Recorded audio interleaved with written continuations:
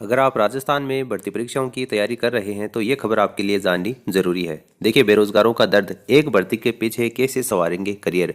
दरअसल राजस्थान कर्मचारी चयन बोर्ड के द्वारा अभी हाल ही में एक दो दिन पहले ही ये अनाउंसमेंट किया गया था कि अगर आप एक शैक्षणिक सत्र में लगातार दो भर्ती परीक्षाओं में अनुपस्थित रह जाते हैं तो आपको उसमें 750 रुपये है वो अभ्यर्थियों को देने होंगे।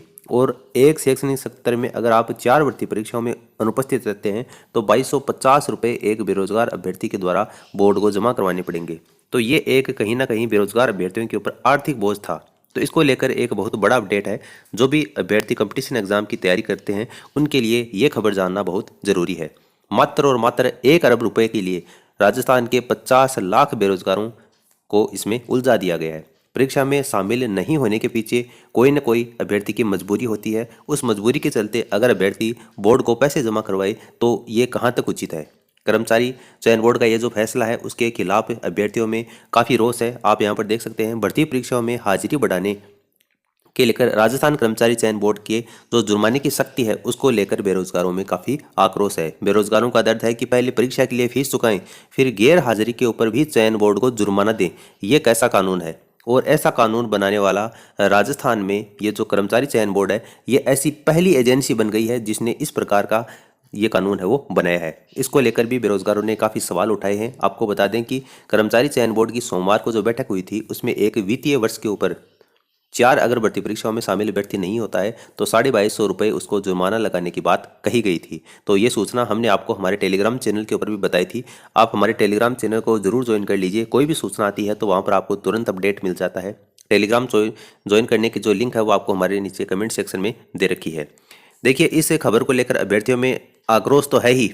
एक दूसरा कारण ये भी है आक्रोश होने के पीछे कि जो हाजिरी कम रहती है, कोई भी अभ्यर्थी ये नहीं चाहता कि वो एग्जाम देने के लिए ना जाए, लेकिन कोई ना कोई कारण हो जाता है। अब उस कारण के लिए एक बोर्ड को पैसे भरे अभ्यर्थी, तो ये कहाँ तक उचित है। आप खुद कमेंट करके बताना कि ये जो बोर्ड के द्वारा नियम लागू किया गया है क्या वो उचित है या नहीं। देखिए, कुछ कारण है। क्या कारण हो सकते हैं उसकी अपन बात करें तो एक तो आवेदन करते समय अभ्यर्थी के पास में शैक्षणिक योग्यता नहीं होती है, लेकिन वो उम्मीद करता है कि जिस दिन भर्ती का रिजल्ट आएगा उससे पहले वो शैक्षणिक योग्यता गेन कर लेगा, लेकिन परिणाम आने तक वो शैक्षणिक योग्यता नहीं कर पाता है। तो उसी के कारण बाद में वो एग्जाम देने नहीं जाता है। तो एक ये कारण हो सकता है। दूसरा कारण है कि परीक्षा की बेहतर तैयारी नहीं होने की वजह से, जैसे किसी एग्जाम दो एग्जाम के साथ में लेकर वो तैयारी करता है और बाद में पहली एग्जाम अगर नज़दीक आ गई, उसकी तैयारी उसकी कंप्लीट नहीं होती है, तो वो ये सोचता है कि एक तो एग्जाम सेंटर दूर आ गया और उसकी तैयारी भी ज़्यादा नहीं है, तो ये सोचकर भी वो एग्ज़ाम देने नहीं जाता है।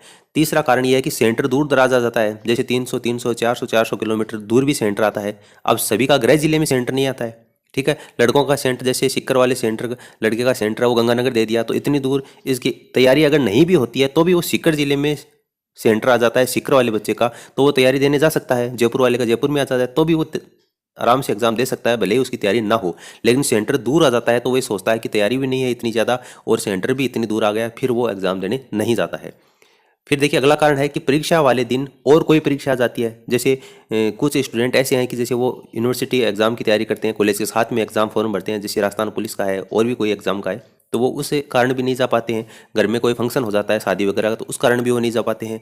अगला कारण है कि पारिवारिक कोई कारण हो जाता है या स्वयं की कोई परेशानी हो जाती है जिसकी वजह से परिवार किसी की मृत्यु वगैरह हो जाती है, तो उस कारण भी वो एग्जाम देने नहीं जाता है। लेकिन वो भले ही एग्जाम देना ना जाए, परिवार में भले ही किसी की मृत्यु हो जाए, लेकिन कर्मचारी चयन बोर्ड को वो फीस देगा एग्जाम नहीं देने के कारण। ठीक है, अगला है परीक्षा से पहले किसी अन्य भर्ती के जरिए वो अगर सफलता पा जाता है।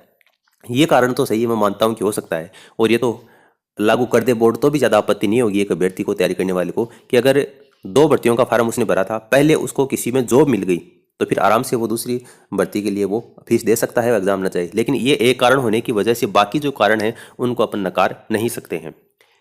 अगला कारण देखिए, आगामी परीक्षा को बेहतर करने तैयारी करने की वजह से जानबूझकर परीक्षा में शामिल नहीं होना। जैसे मान लीजिए कि कोई 2 एग्जाम है, उन दोनों एग्जाम के बीच में 4-5 दिन का ही डिफरेंस है। यही मान लीजिए कि जैसे आने वाली जो रीट एग्जाम है और जो फर्स्ट ग्रेड की एग्जाम होगी, कोई अभ्यर्थी ऐसा है जो रीट एग्जाम को टारगेट बनाकर वो तैयारी कर रहा है और 5-7 दिन में ही फर्स्ट ग्रेड और जो रीट मुख्य परीक्षा है उसकी एग्जाम डेट आ जाए, और रीट एग्जाम की मुख्य रूप से वो तैयारी कर रहा है, फर्स्ट ग्रेड की उसकी तैयारी इतनी ज़्यादा नहीं है, तो ऑब्वियस सी बात है कि वो रीट एग्जाम को ही प्राथमिकता वहाँ पर देने वाला है। तो इस तरीके से भी हो सकता है कि जो परीक्षाएं हैं वो उसकी डेट है वो काफ़ी नज़दीक आ जाती है, उस कारण भी वो परीक्षा देने नहीं जा सकता है। तो ये काफ़ी कारण है एक अभ्यर्थी के द्वारा जो एग्जाम में वो नहीं बैठता है। सबसे इंपॉर्टेंट कारण इसमें यही है कि अगर दूर दराज परीक्षा सेंटर मिलता है तो वो अभ्यर्थी एग्जाम देने से बच जाता है, वो एग्जाम देने नहीं जाता है।